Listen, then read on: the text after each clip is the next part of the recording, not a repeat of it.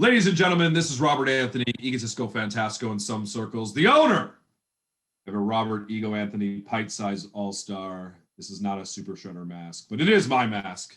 And you are watching the Wrestling N.R.D. broadcast. You're watching DCTV. Now here's your host, the voice, Dave Canning.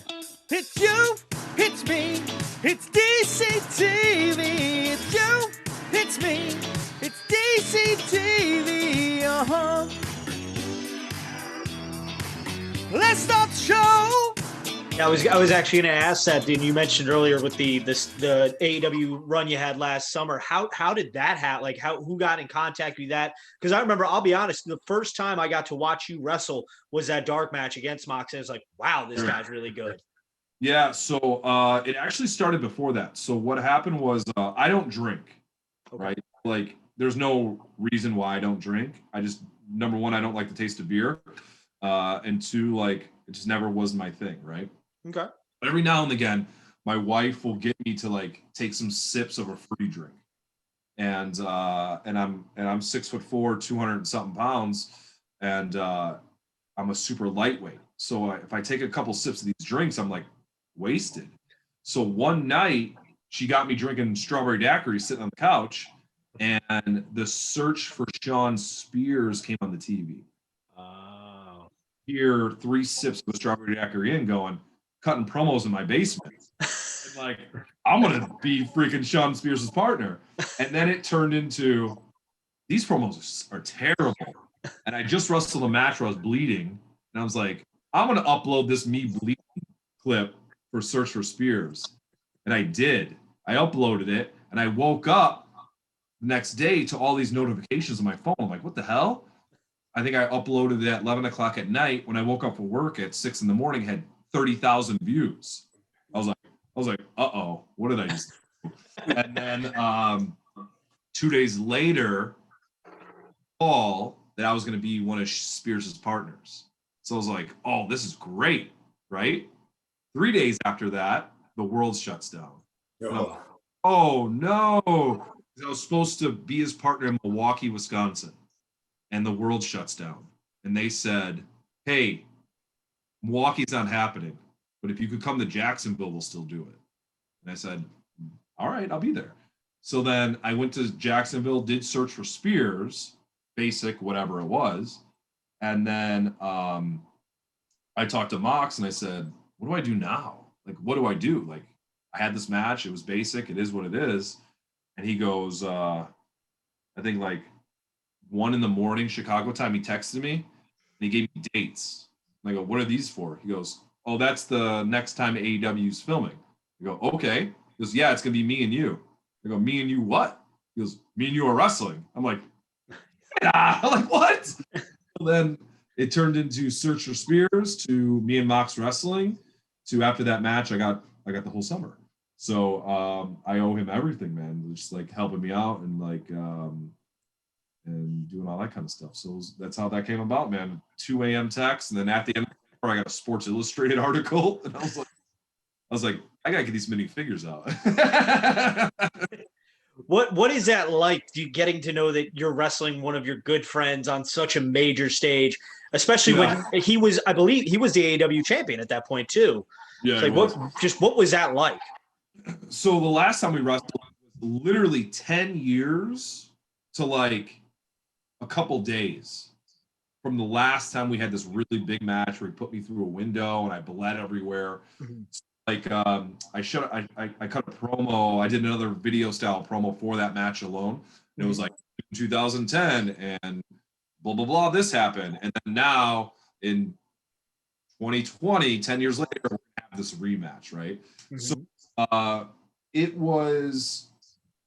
wasn't wrestling my friend 10 years ago, because it was higher stakes. He's at a different level when it comes to, he's done WrestleManias, he's done this, he's been world champion. Like now I'm wrestling someone that like pretty much did everything. You know what I'm saying? So I was able to talk to him the way I'm talking to you, but in the back of my mind, I was like, oh man, he's on another level from the last time we wrestled. So I got to shut up and listen at times. and it was comfortable but nervous. I was comfortable because I was with my friend, and we were doing a lot of cool stuff. But I was nervous because this is your second chance at a first impression. You know what I mean? Yeah. Funny backstory about that match is on the whiteboard where it shows all the matches. It said Robert Anthony versus John Moxley, 6 minutes. And I was like, man, 6 minutes. That sucks. And Joey Janela is a huge old school CZW fan. That's where me and Mox were at.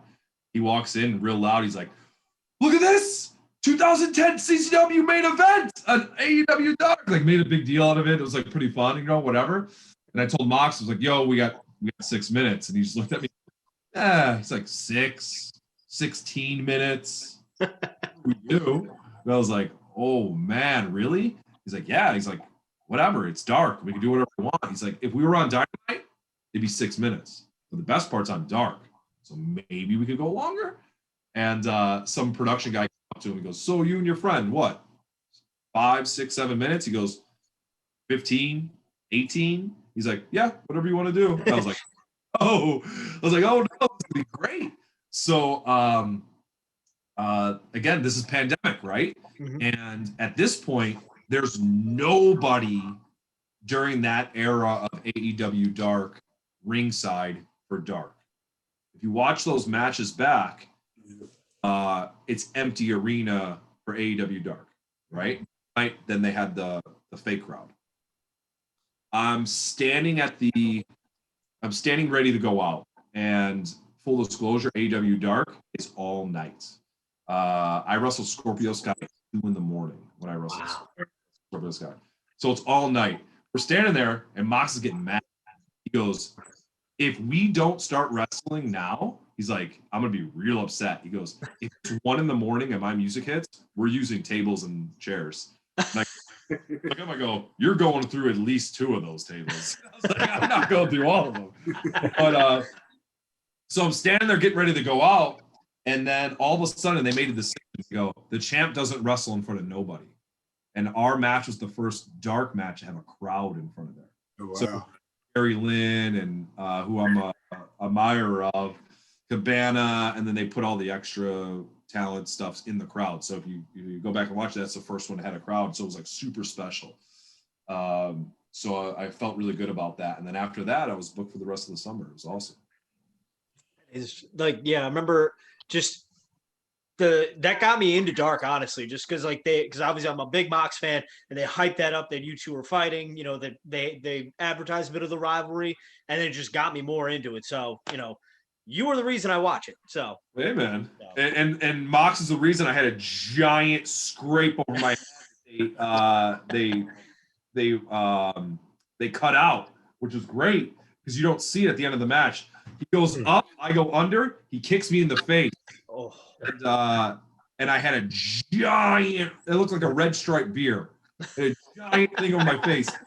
And at the end of the tapings, they all the boys hang out and stuff. And I was with Sammy, and Sammy goes, "Hey man, do you want this hat?" I'm like, "No, I don't need a hat." And I look in the mirror and I go, "I need this hat." And Mox sent me a picture of his ass because he bruised his tailbone doing the sharpshooter on the post. His ass was black and blue. He goes, dude, look at my ass. I just said, I go, look at my face. And I was like, and then he just started laughing. But like at the end of that match, you see him kick me, and they never show my face after that because scrape across my head.